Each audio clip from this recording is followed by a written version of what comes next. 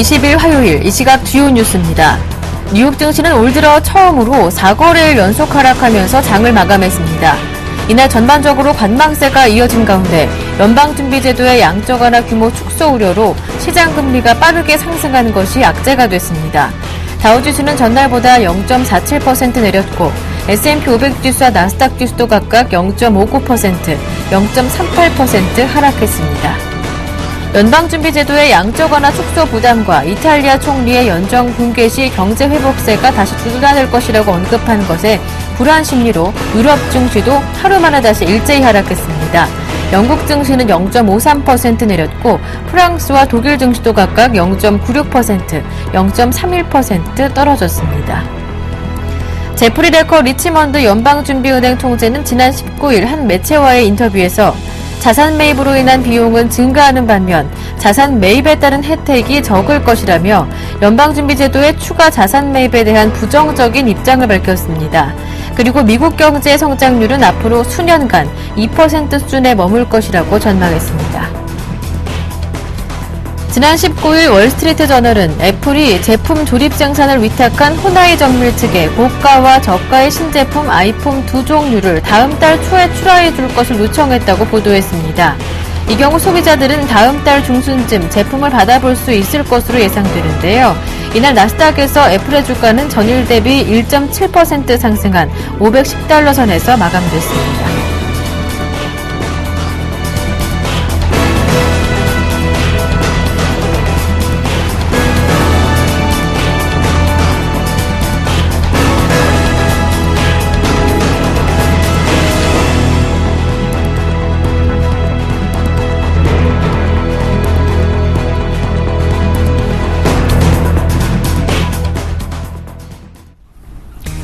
안녕하세요. 굿모닝 대박예감 김보라입니다. 이번 주 미국에서 7월 FOMC 의사로 공개 등 양적 완화 축소와 관련한 이벤트를 앞두고 글로벌 증시는 조금 관망 심리가 짙은 것으로 보입니다. 주춤거리는 모습이 증시에서 나타나고 있는데요.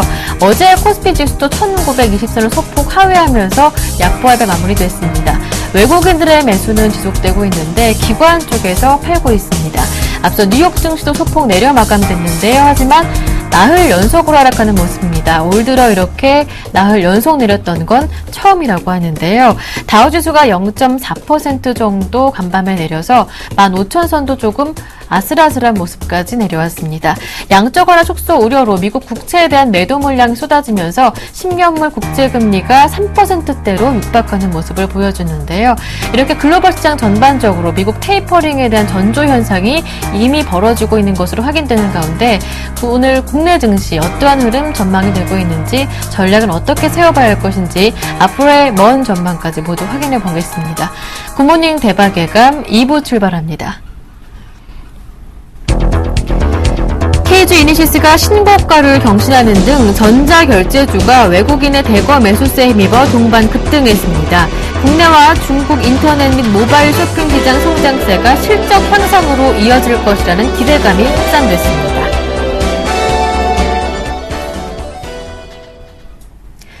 이슈 점검해보고요. 관심 종목까지 챙겨보는 이상로의 모닝브리핑 함께하겠습니다. 샘플러스 이상로 전문위원님 모셨습니다. 안녕하세요. 네, 반갑습니다.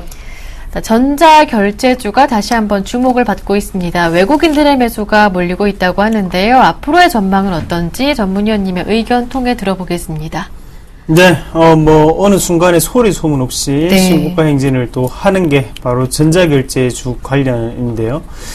우리가 전자결제주 같은 경우에는 시장의 이슈를 안 받았다는 것 뿐이지 꾸준히 어느 정도 인기리에 매집이 됐던 종목군이기도 하고요. 그만큼 상당 부분이 지금 랠리에 동참하고 있는 게 바로 현실입니다.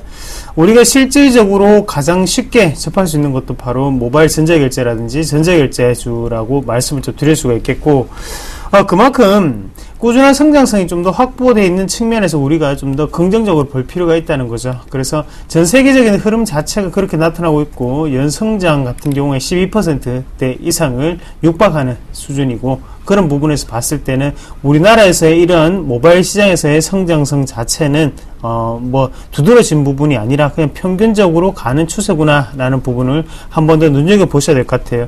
첫 번째 그림 한번 보면서 모바일 거래대금이 어떻게 증가하고 있는지를 같이 한번 보시는 게 좀 좋을 것 같은데, 시장 규모가 상당히 커지고 있습니다. 그래서 지금 보시면 2014년까지 예상치가 좀 나와 있는데 2013년까지만 보시더라도 상당 부분 커지는 부분 정비할 상태가 나타나고 있고요. 그만큼 연성장률로 따지면 13%, 12%대를 육박하는 수준으로 상당 부분 커지고 있는 시장의 분위기를 아실 수가 있겠고, 우리가 두 번째 화면 보면서 어떤 부분에 대해서 전자결제주가 이슈가 될 수 있을까, 그런 수익 구조에 대해서 한번 보시는 게 좀 중요할 것 같은데, 두 번째 그림 한번 보겠습니다. 두 번째 그림 한번 보시면 지금 구매자가, 그리고 판매자, 그리고 카드사, 통신사가 보이실 건데요. 중간에 있는 동그라미를 자세히 보시면 바로 PG사라든지 아니면 휴대폰 결제사라고 적혀있는 부분이 보실 수가 있을 거예요. 그래서 카드 결제 PG사라고 하면 우리가 한국사이버결제라든지 LGU 플러스, 그리고 KG 이니시스, 이 세 기업을 카드 결제사라고 우리가 명명하는 반면에 KG 모빌리언스라든지 다날 같은 기업들은 바로 하단에 보시는 것처럼 휴대폰 결제에 대한 부분을 맡고 있는 회사들이겠죠. 이런 부분 봤을 때 수수료 체계를 한번 같이 보신다면 실질적으로 수수료가 상당히 낮다는 겁니다. 그래서 카드사에 들어가는 수수료 자체를 거기에서 좀 더 나눠서 0.4%에서 0.6%를 뭐 이렇게 전자결제주들이 수익 구조를 취하고 있는데, 이런 구조를 봤으면 그만큼 생각보다는 수수료율이 낮겠구나라는 부분을 우리가 한 번 더 인식하실 필요가 있을 것 같고요. 그리고 다음 화면 보면서 신용카드 PG사, 그리고 휴대폰 결제 PG사가 어떤 점이 다른지 좀 같이 한번 보시면, 신용카드 PG사하고 조금 다른 점이 글씨가 좀 작아서 잘 안 보이실 것 같습니다. 그래서 한 개씩 읽어드리면, 신용카드 PG사 같은 경우는 앞서서 말씀을 드렸던 것처럼 한국사이버결제, KG 이니시스, 그리고 LGU 플러스 이런 기업들 온라인 PG사라고 하죠. 그리고 벤카드 기업이라고 이제 카드 자체에 대한 대여를 해주는 회사들이죠. 그래서 그런 뭐라고 할까요? 그런 기계라든지 이런 부분을 대여를 해주는 회사라고 좀 보시면 좋을 것 같아요. 한국정보통신, 아니면 나이스정보통신, 한국사이버결제 같은 회사들, 그리고 휴대폰에 대한 부분, 모바일 PG사 같은 경우에는 다날, KG 모빌리언스, 이렇게 나뉜다는 부분을 먼저 알아놓으시면 좀 좋을 것 같습니다. 특징적인 부분을 한번 찾아볼 수가 있겠는데, KG 이니시스, 그리고 KG 모빌리언스는 같은 회사겠죠. 그리고 KG 모빌리언스의 지분을 KG 이니시스가 가지고 있다는 점도, KG 이니시스가 어제 신고가를 돌파했던 이유가 있었구나 라는 부분을 이런 화면을 통해서 좀 더 알아보시면 좀 좋을 것 같고요.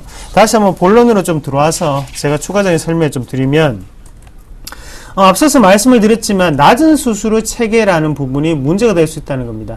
낮은 수수료 체계다 보니까 그만큼 고평가 논란이 꾸준히 일어날 수 있는 구조겠죠. 그래서 실질적인 영업이익률 같은 경우에는 10%에서 15% 가량이 나오지만 우리가 생각보다는 적은 기회비용이다 보니까 거기에 대해서 투자자들이 고민을 할 수 있다는 거죠. 그리고 대부분의 모바일 쇼핑이라든지 아니면 홈쇼핑 이라든지 이런 부분 PG사를 통해서 결제되는 서비스를 보시면 주 고객층이 대부분이 20대에서 40대 사이라는 거죠.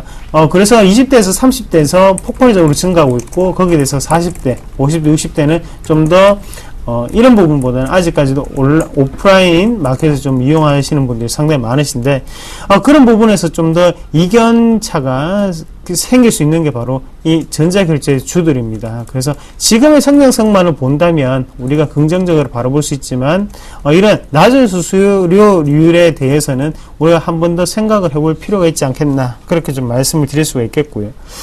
그리고 한 가지 더 특징적인 부분을 든다면, B2C 시장이라고 해서 우리가 개인과 기업 간의 거래를 B2C 시장이라고 하죠. 하지만 그런 부분은 꾸준히 일어났던 겁니다. 하지만 지금 우리가 눈여겨보셔야 되는 것은 C2C 시장이라고 해서 개인과 개인 간의 거래죠. 그래서 오픈마켓이라든지 아니면 개인 간의 거래가 상당히 활발하게 이루어지면서 그런 부분에 대해서도 지금은 이런 PG사들이 상당히 공략을 잘했던 부분이 아닌가, 그렇게 좀 말씀을 드릴 수가 있겠습니다.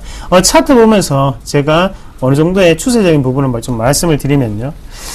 현재 구간 한번 같이 보시면 우리가 차트를 좀 더 크게 보시더라도 항상 조정이 길게 나타나고 난 다음에 한 번 더 추가적인 상승세, 그리고 또 다시 한 번 더 조정이 한 번 크게 나타나고 추가적인 상승세를 보이는 모습이 꾸준히 일어나는 부분을 보실 수가 있을 거예요. 이 말은 무슨 말이냐면 주가를 업그레이드 시키기 위해서는 그만큼 시간이 필요하고 낮은 수수료율로 인해서 어느 정도는 단기적인 트레이닝 관점에서 보는 분들이 많으시다 보니까 그만큼 매집해야 되는 구간 자체가 길어진다고 보시면 좀 좋을 것 같습니다. 그래서 이런 종목들 같은 경우에는 매집 구간 자체가 그 전에 있던 매집 구간보다는 상당 부분 좀 줄어드는 모습이 좀 나타나고 있고요.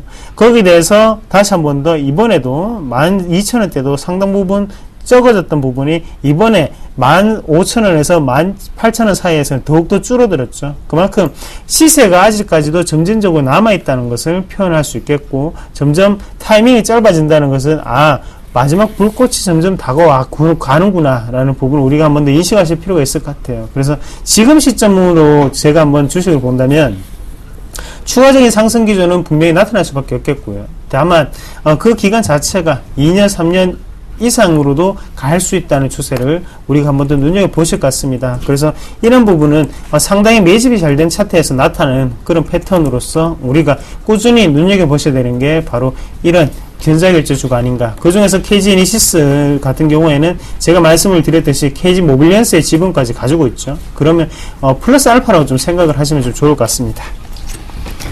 네, 이렇게 해서 전자결제주 앞으로 당분간 추세적인 상승 흐름은 이어질 수 있을 것이다 말씀해 주셨는데, 그 가운데 탑픽 종목 몇 종목만 꼽아볼 수 있을까요?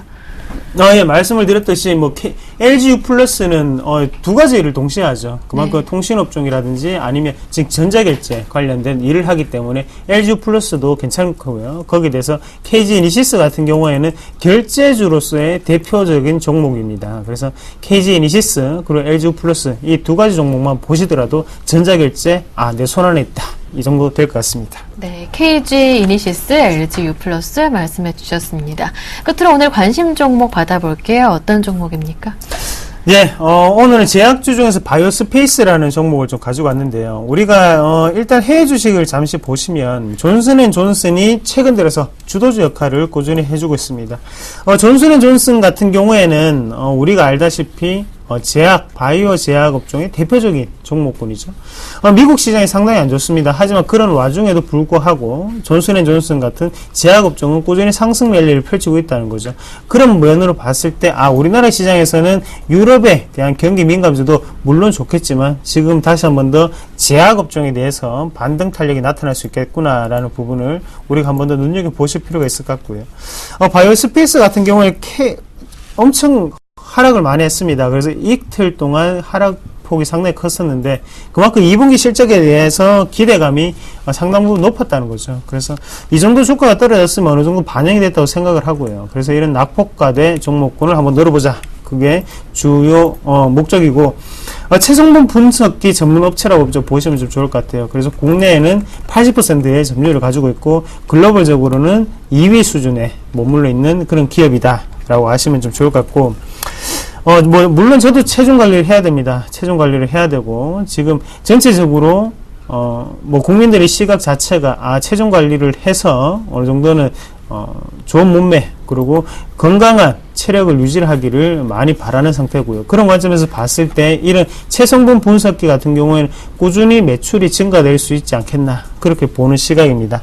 바이오스페이스 같이 보면서 좀 설명을 좀 드리면 현재 시점이 상당히 좋은 매수 타이밍 같아요. 그래서 지금 자리 같은 경우에는 지지점이 확실히 나타나고 있는 지점이기 때문에 일단 여기 부근은 자체를 매수가로 좀 더 대응을 하시는 전략이 필요할 것 같고요. 그래서 7,500원에서 7,600원 사이에 분할 매수 관점 한번 보시면 좀 좋을 것 같고, 1차적인 목표가 같은 경우에는 상단에 8,400원 그리고 하단에 7,300원을 손절가로 대응을 하시면 지금은 추세적인 부분으로 따라가신 부분이 아닌가, 그렇게 말씀을 드리겠습니다. 네, 이렇게 해서 오늘 관심 종목으로 바이오스페이스 주셨습니다.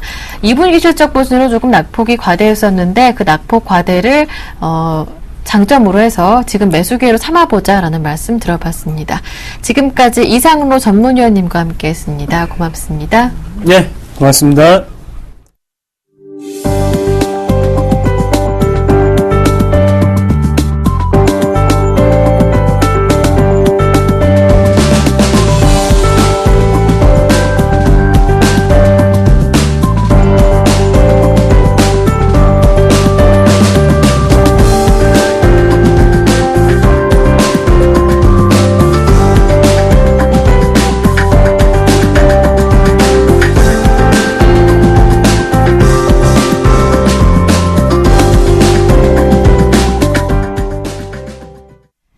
최병곤의 종목 박스 시간 곧바로 이어가겠습니다. 샘플러스 최병곤 전문위원님 모셨습니다. 안녕하세요. 네, 안녕하세요. 네, 오늘 분석해볼 쪽은 비무장지대 DMZ 관련주에 대한 관심이 높아지면서 이쪽 한번 살펴주신다고 하는데요. 어제 무려 13개 종목이 상한가로 올랐었어요. 예, 관련주가 굉장히 많은데요. 네. 사실 DMZ, 일단 배경은 그렇습니다. 정부에서 이제 DMZ 내에 평화공원을 조성하자라는 제의를 하면서 사실 그동안은 이제 북한에서 항상 그 부분에 대해서 제의를 역대 정부마다 계속 했지만은 거절을 해왔었습니다.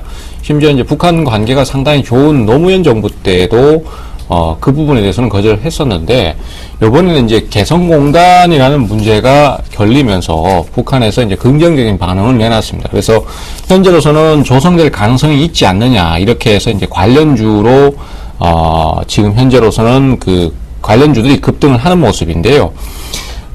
해당 지역에 이제 몇 가지 후보 지역이 있습니다. 근데 그 지역의 토지나 뭐 이런 것들을 갖고 있는 경우에 그 업체들의 주가 상승이 나오고 있고요. 또 공원 관련해서 사업을 진행하는 업체들, 그리고 또 심지어는 이제 철도 관련주들도 공원이 생성되고 나면은 철도가 새로 깔려야 되니까 그 철도 관련주들도 급등을 하는 그런 모습이었습니다.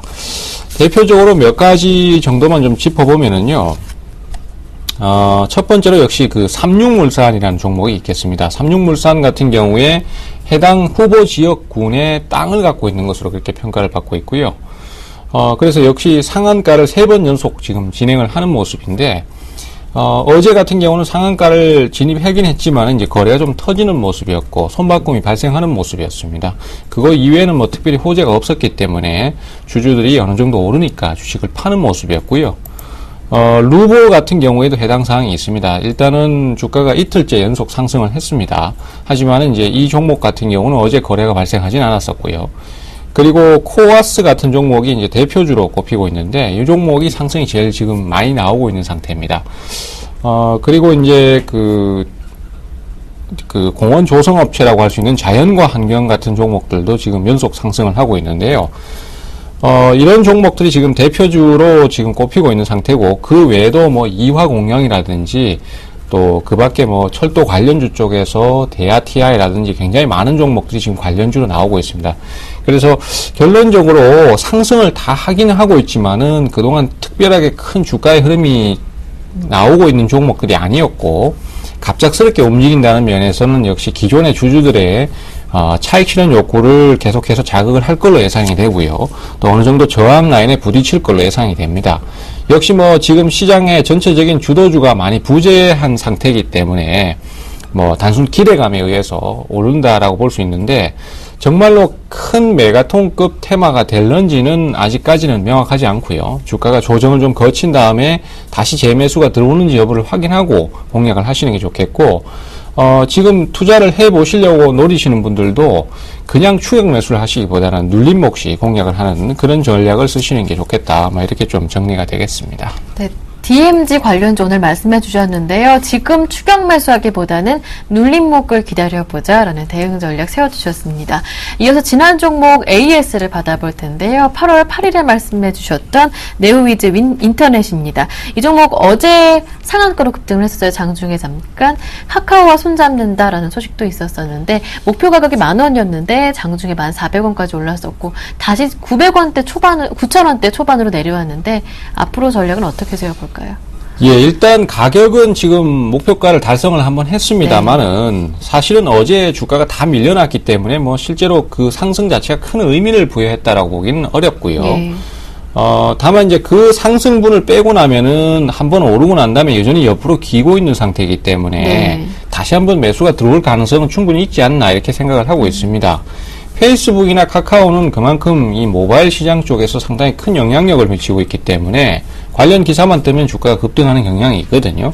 근데 중요한 것은 이런 식으로 기사가 떠서 올라가는 것보다는 뭔가 수급이 제대로 유입되면서 올라가는 상승이 좀 정확한 흐름이다, 이렇게 볼 수 있고, 아직은 그런 흐름을 한번 기다려 볼 수 있다라고 판단이 됩니다. 다만 이제 상승을 하더라도 현재로서는 추세가 아직까지는 완전 상승 추세로 중장기적인 추세가 살아난 것은 아니기 때문에 어느 정도 상승이 나오면은 매도를 해주는 대응은 꼭 필요하다 이렇게 볼 수 있겠고요. 매도하신 분은 축하드리고 매도 안 하신 분은 그대로 보유하는 전략을 쓰도록 하겠습니다. 네, 매도를 어제 못하신 분들이라면 다시 한번 수급의 개선세를 기다리면서 목표가까지 들고 가보자라는 말씀 해주셨습니다. 네오이즈 인터넷 한번 AS 받아봤고요. 끝으로 오늘 일장 관심주 들어보겠습니다.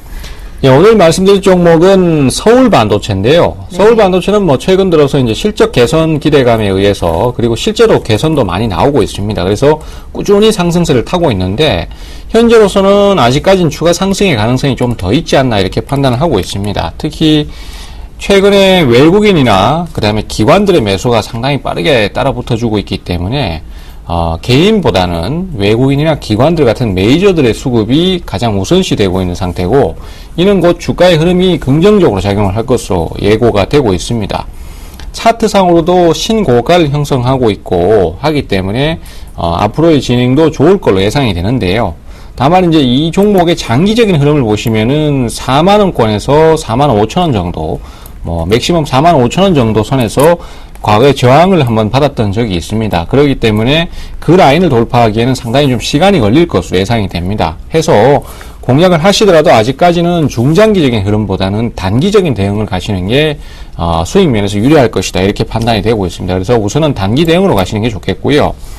매수가는 눌림목 잠깐 줄 때 38,000원 정도 노리시면 좋겠습니다. 그리고 목표가는 41,000원 정도 잡도록 하고요. 그 다음에 손절가는 35,000원 정도 잡도록 하겠습니다. 네, 오늘의 관심 종목은 서울반도체였습니다. 외국인과 기관의 수급이 증가하고 있다 긍정적으로 보시면서 일단 45,000원대까지는 조금 시간이 걸릴 것이다 보시니까요. 단기적으로 대응하자 목표가 41,000원 말씀해 주셨습니다. 서울반도체였습니다. 지금까지 최병곤 전문위원님과 함께했습니다. 고맙습니다. 네, 감사합니다.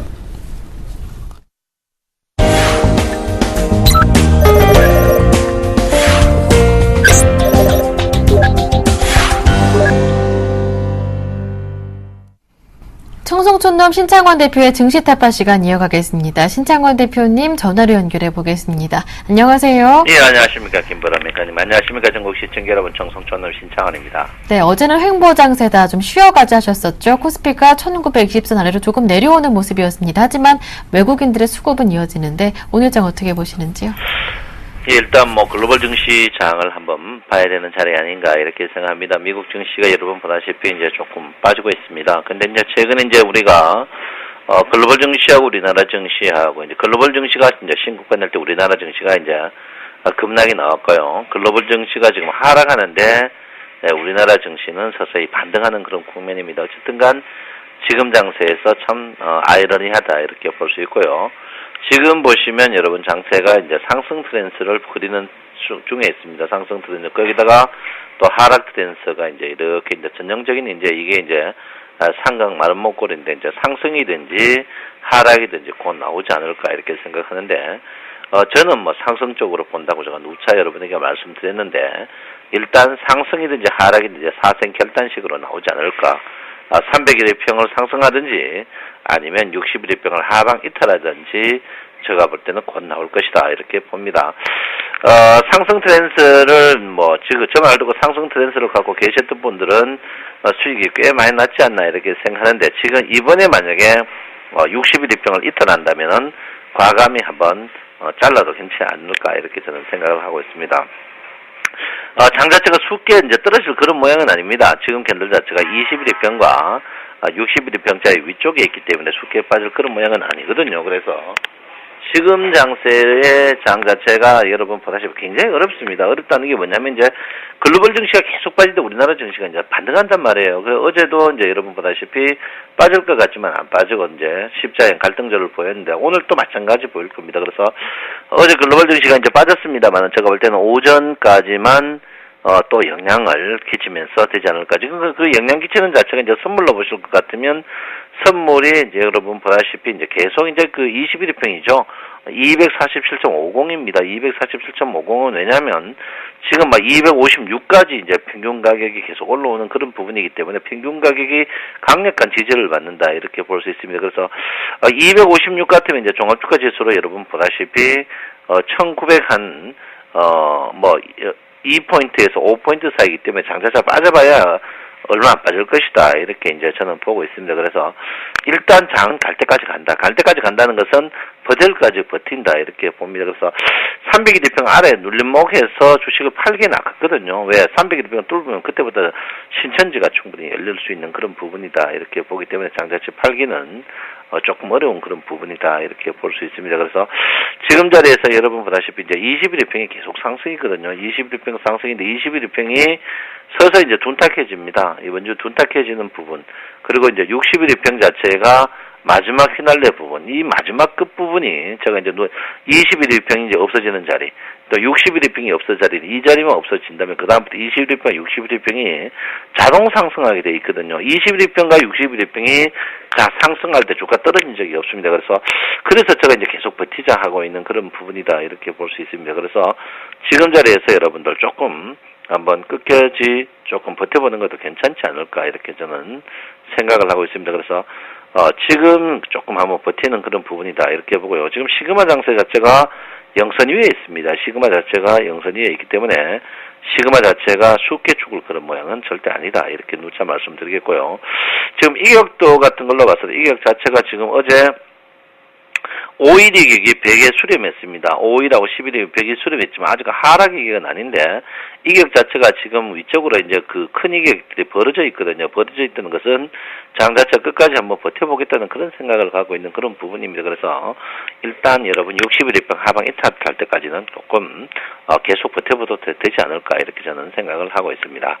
자, 일목균형표는 장 자체가 이제 여러분 아시다시피 기준선이 마지막 어제 이제 휘날레를 어제 끝났지 않나 이렇게 생각하고 있습니다. 그래서 오늘 선행 스펜2의 마지막 하락입니다. 마지막 하락이 있고요. 선행 스펜2의 마지막 하락 이후에는 선행 스펜2는 이제 조금 후에 이제 횡보를 할 겁니다. 횡보 후에 이제 붉은 선이 문제다 이렇게 보는데 붉은 선 자체가 이제 여러분 전환선이 곧 상승하고 있고요. 기준선은 이제 꾸준하게 상승하는 그런 부분입니다. 전환선과 기준선이 상승할 때 붉은 구름에서 전환선과 기준선이 상승하면 주식 자체가 빠지지는 않습니다. 그래서 빠져봐야 선행 스펜 2에서 빠지니까 여러분 제가 분명히 말씀드렸습니다. 전환선과 기준선의 역전까지는 끝까지 한번 버텨보는 그런 부분이다 이렇게 말씀드리겠고요. 일단 DMI 차트가 풀지만 눌림의 불금입니다. 크게 상승의 역사의 힘이 없을 걸로 저는 예상하고 있다 이렇게 봅니다. 최근에 여러분 기관들이 잘하죠. 참 외국인들이 잘하죠. 외국인이 5천억 갖고 계속 박스권 매매를 합니다. 박스권 매매하는데 지금 장 자체가 가지도 못하고 오르지도 못하는 그 첫 번째 이유가 이제 외국인과 기관 이 선물 포지션 자체가 저도 이제 많은 선물 경험을 했는데 이번처럼 선물이 이렇게 이제 포지션이 없는 그런 저는 처음 보고 있습니다. 그래서 보통 선물 포지션 없으면서 미결제 약정을 터지는 날 이때 보통 그 만기 옵션 선물 만기 날 좀 사고가 터질 가능성이 있다 이렇게 봅니다. 특히 이제 여기 외국인들이 풋에서 매도를 해놨거든요. 매도를 해놨는데 요 부분에 대해서 한번 포인트를 맞춰보고 특히 옵션 하시는 분들은 종가 배팅 가능한 그런 부분이 아닌가 이렇게 저는 생각을 하고 있습니다. 어제 상하주 증시와 일본 증시가 두 개 다 상승하는데 우리나라 증시만 어제 빠지는 그런 부분인데 우리나라 증시가 예상외로 오늘 장 자체가 제가 볼 때 강해질 수 있다 이렇게 제가 말씀드리겠고 절대 여러분 지금 자리에서 함부로 섣불리하는 건 아니다 이렇게 봅니다. 그래서 어쨌든 간 어제도 말씀드렸지만 삼성전자의 상승 없는 우리나라 주가의 상승은 절대 있을 수 없다. 이제 이게 이제 뼈저리게 느꼈죠. 그래서 삼성전자를 오늘 또 봐야 되는데 삼성전자가 지금 계속 130만 원에서 이틀 동안 걸려 있는 부분입니다. 그래서 130만 원을 넘어 있다. 그러면 뜰락하면 130만 원을 넘어서 종가 뜨는 그런 부분이다 이렇게 보이는데 그 이제 주가가 지금 삼성전자가 힘 못 쓰는 이유는 이것도 마찬가지입니다. 종합주가 지수와 같이 61일평의 이제 하락이거든요. 61일평의 하락인데 61일평의 하락이 거의 이것도 이제 거의 또 종점에 다다르는 그런 부분입니다. 61일평의 하락이 있어도 주가 자체가 이제 지지를 보인다는 자체가 보통 이게 전형적인 바닥 형태 모양이거든요. 그래서 여러분 너무 염려 안 하셔야 된다 이렇게 봅니다. 제가 여러분에게 말씀드렸지만 필라델피아 반도체와 우리나라 증시의 전기전자 부분이 있다. 근데 그 사이 6P 정도 있다가 지금 18P로 지금 줄어들고 있습니다. 그래서 그 사이는 필라델피아 반도체가 줄어들었지만 이제는 우리나라 전기전자가 한번 올라갈 차례가 아닌가 이렇게 생각을 하고 있습니다. 아무쪼록 지금 장세는 어렵습니다. 오늘 또 횡보장이거든요. 여러분 쉬셔야 됩니다. 쉴 때 푹 쉬십시오. 그대로 보유한 주식 보유하시고 오늘 또 하루 쉬어가는 장 하겠습니다. 여러분 이럴 때 건강하십시오. 정성천업 신청입니다. 네, 말씀 잘 들었습니다. 코스피 61선 하방 이탈하기 전까지는 버텨보자 말씀해 주셨고요. 삼성전자도 바닥 신호를 나타내고 있다. 긍정적인 전망 주셨습니다. 오늘 하루 쉬어가자 말씀해 주셨고요. 지금까지 신창원 대표님과 함께했습니다.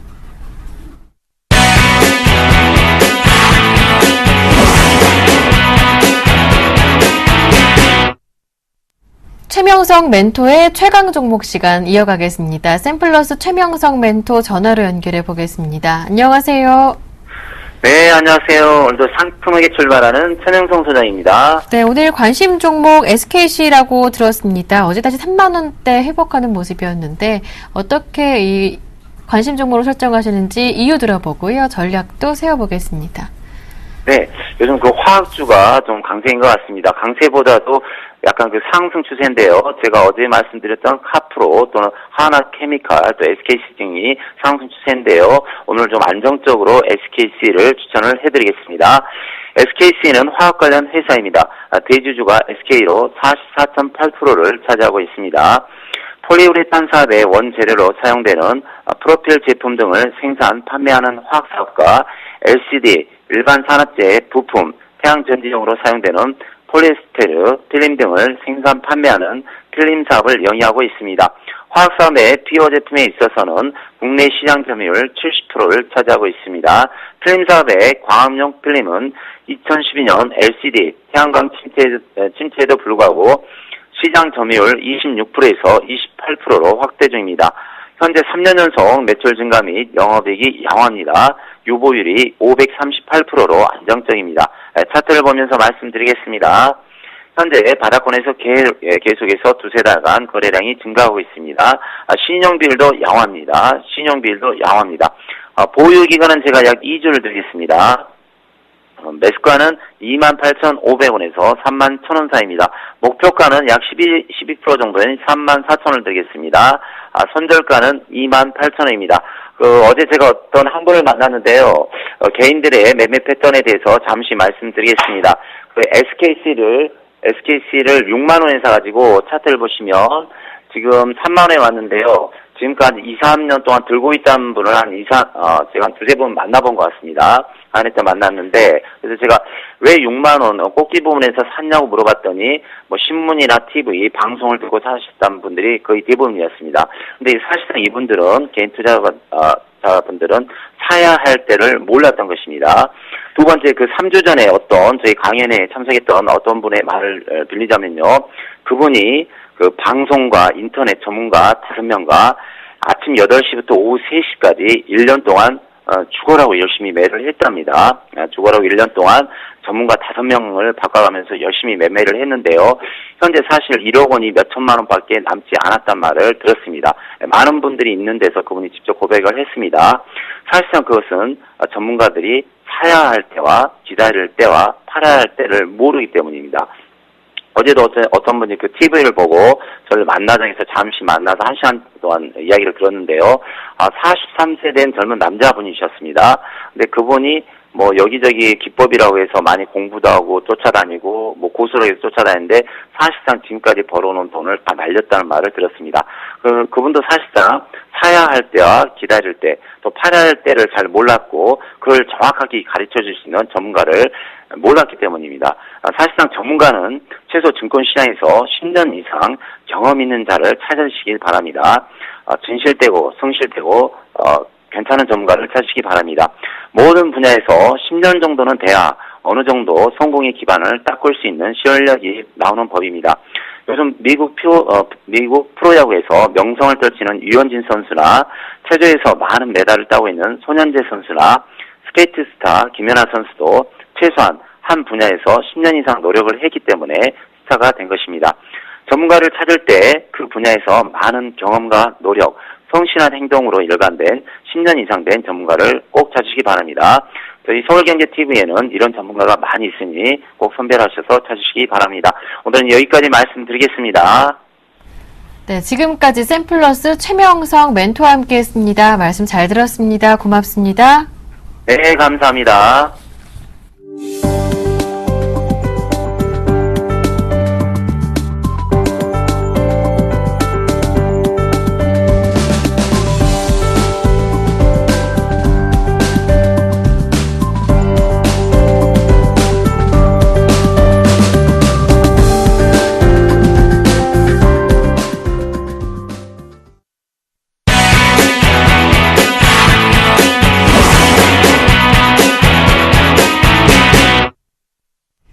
오늘장 출발을 앞두고 이재광 상무님과 함께 이슈 점검해 보고요. 전망과 대응 전략까지 모두 알아보겠습니다. 한맥투자증권의 이재광 상무님 전화로 연결해 보겠습니다. 상무님 안녕하세요. 네, 안녕하세요. 신고가 행진을 벌이던 미국 증시가 8월 들어 2주째 하락하고 있습니다. 국내 증시도 다시 불안한 모습을 보이고 있는데 해외 증시 흐름 어떻게 판단해 보면 좋을까요? 네, 참 이제 우려했던 일이 이제 발생하고 있습니다. 네. 무슨 얘기냐면 미국 증시가 지난 7월 말 8월 초까지만 해도 굉장히 강세를 보였죠. 사상 최고치 신고가를 보였습니다. 물론 상대적으로 국내 증시는 디커플링 된다는 소식이 연일 보도되면서 이 시간을 통해서도 저뿐만 아니라 많은 분들이 언급을 했었죠. 그래서 불안했습니다. 이제 투자자들이 불안했던 건 미국 증시가 올라갈 때 국내 증시가 올라가지 못한 것에서 불안한 것이 아니라 실질적으로는 미국 증시가 과연 올라갈 때도 국내 증시가 약했다면 미국 증시가 조정을 받으면서 꺾일 때는 국내 증시는 어떻게 될 것이냐 하는 것이 이것이 불안했던 거죠. 근데 이제 지금 현실로 나타나고 있습니다. 다만 제가 이 시간 통해서도 언급을 해드렸습니다만 국내 증시는 미국보다는 중국 시장에 연동될 가능성이 굉장히 높기 때문에 오히려 미국 증시가 조정을 받는다 하더라도 중국 증시의 영향으로 국내 증시는 그렇게 하락폭이 깊지 않을 것이다. 다시 말씀드려서 미국 증시의 하락과는 좀 다른 모습을 보일 것이라는 말씀을 드렸는데 결국 8월 달 들어서는 그것이 그대로 적중되는 모습입니다. 무슨 얘기냐면 국내 증시 최근 들어서 지루한 어떤 박스권대 틀에서 벗어나지 못하고 있습니다. 코스피 시장을 기준으로 1900선 이하에서는 매수세가 형성되지만 1900선 이상에서는 여지없이 뭐가 잡고 있는 듯한 그래서 허리띠를 뒤에서 잡고서 힘센 친구가 잡고서 더 이상 앞으로 나가지 못하게 하는 그런 모습이 펼쳐지고 있습니다. 자, 그렇다면 해외 증시 어떤 모습을 보이고 있는지 한번 먼저 살펴보도록 하겠습니다. 먼저 미국 시장부터 가도록 하죠. 오늘 새벽 끝난 뉴욕 증시 조정을 보이는 모습을 보였습니다. 장 초반 한때 소폭 상승을 하기도 했습니다만 결국 하락 반전하면서 15,000포인트 선은 지켰습니다만 굉장히 불안한 그런 모습이 펼쳐졌죠. 특히 미국 증시가 조정받았던 이유는 자 화면에도 나오고 있습니다. 양적 완화 축소했다는 불안감이 시장을 짙은 관망세로 몰아넣는 오히려 미국 증시도 뚜렷한 매수 세력이 없는 가운데 소폭 매도 물량으로도 출렁거리는 그런 모습이 펼쳐졌습니다. 자, 두 번째는 이 뉴욕 증시의 모습은 이 양적 완화 축소는 어제 오늘 발표됐던 사항은 아닙니다. 하지만 양적 완화 축소 우려감을 대신할 다른 모멘텀이 없기 때문에 지금 소강면인데요. 그래서 뉴욕 증시도 자 우리나라 시간으로 21일이죠. 내일입니다. 21일 날 FOMC 회의록이 발표가 됩니다. 공개시장위원회 뒷얘기가 이제 나온다는 얘기죠. 그렇다면 21일 이 FOMC 회의록 공개 이후에 미국 증시도 방향을 보일 가능성이 굉장히 크지 않을까 이렇게 생각이 됩니다. 그러면 뉴욕 증시는 전반적으로 금주는 어떻게 소폭의 등락을 거듭하는 혼조 양상을 보일 가능성이 높지 않을까 이렇게 생각이 됩니다. 다만 그래도 투자자분들한테 우려감을 좀 불식시킬 수 있는 그래도 우려감을 해소하는 이유는 뉴욕 증시도 이제는 지지선대 근접하는 모습을 보여주고 있습니다. 자 그러면 준비한 차트의 모습을 보면서 다시 한번 살펴보죠. 자 뉴욕 증시 신고가 행진을 보이던 다우존스 공업지수가 지난 8월 초로 고점을 해서 2주 연속 하락합니다. 최근 일주일 동안 하락폭이 굉장히 크죠. 굉장히 큽니다. 뚜렷한 이유는 없습니다. 물론 경제지표도 이렇게 혼조 양상을 보이고는 있습니다만 역시 양적 완화 축소, 출구 전략 때문에 그렇죠. 하지만 우리 주식 투자 경험에 이런 얘기가 있죠. 악재도 말입니다. 그 악재가 루머로 돌 때는 빠져요. 근데 그 악재가 막상 발표되고 나면 주가는 반등을 보이는 경우가 굉장히 큽니다. 뉴욕 증시도 지금 조정받았던 것은 출구 전략 때문에 저는 조정받았다고 생각하지는 않습니다. 자, 뉴욕 증시 한번 보세요. 사상 최고치입니다. 지난 8월 초까지. 당연한 조정입니다. 이게 주가가 조정을 받다 보니까 이유를 대야 될 거 아닙니까? 애널리스트라든지 전략가들이 이유를 대다 보니까 출구 전략 갖다 붙인 거에 불과하지 않나. 저는 이렇게 생각합니다. 뉴욕 증시도 당연한 조정의 양상을 보이고 있지 않나 생각이 됩니다. 다만 제가 1차 지지선으로 라인 그었던 것이 14,900포인트입니다. 다우존스 공업지수 기준으로. 오늘 종가가 15,000포인트를 살짝 상회하면서 끝났죠. 다우존스 공업지수가. 그렇다고 본다면 여기서 추가 조정을 받는다면 지지선대 근접합니다.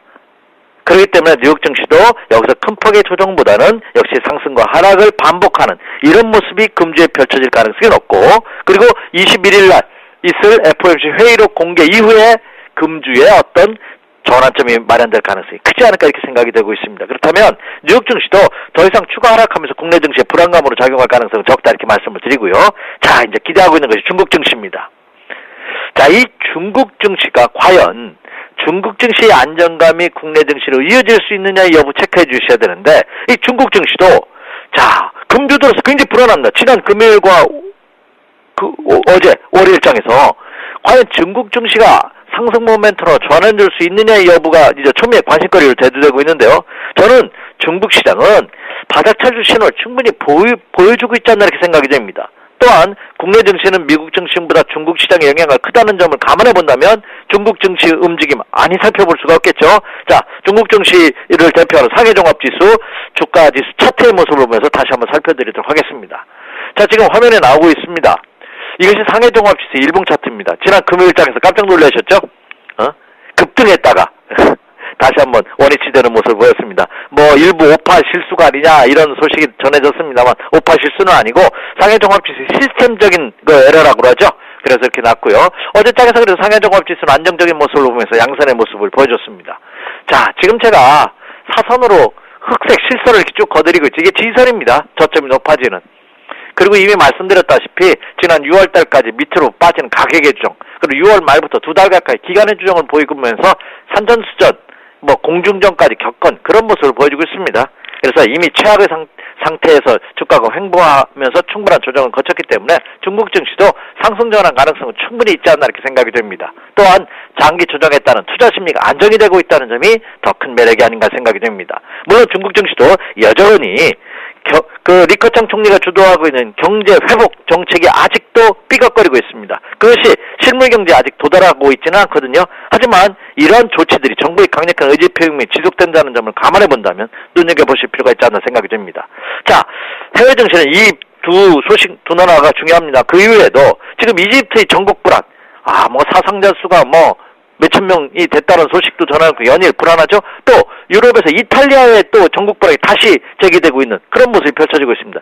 이런 악재가 같이 겹치면서 조정을 받고 있는 그런 모습을 보여주고 있습니다만, 오히려 중국 증시도 선조정 받았다는 측면에서 본다면 긍정적인 모습을 보일 가능성이 크지 않을까. 자, 그럼 결론적으로 말씀드려서 해외 증시는 미국 증시가 불안하는 모습을 보여주고 있지만 이거는 이미 예고된 어느 정도 조정이나 할 수 있고, 중국 증시는 여전히 상승 탈출, 바닥 탈출, 상승 전환의 가능성은 충분히 있는 그런 모습을 보여주고 있다. 이렇게 말씀을 드릴 수가 있겠습니다. 네, 그렇다면 국내 증시 전략은 어떻게 세워볼까요? 지난주 이 시간에 종목별 선별하는 접근이 중요하다 말씀해 주셨었는데요. 자, 이제 국내 증시도 모든 종목이 같이 갈 수 있는 여건은 좀 못 돼요.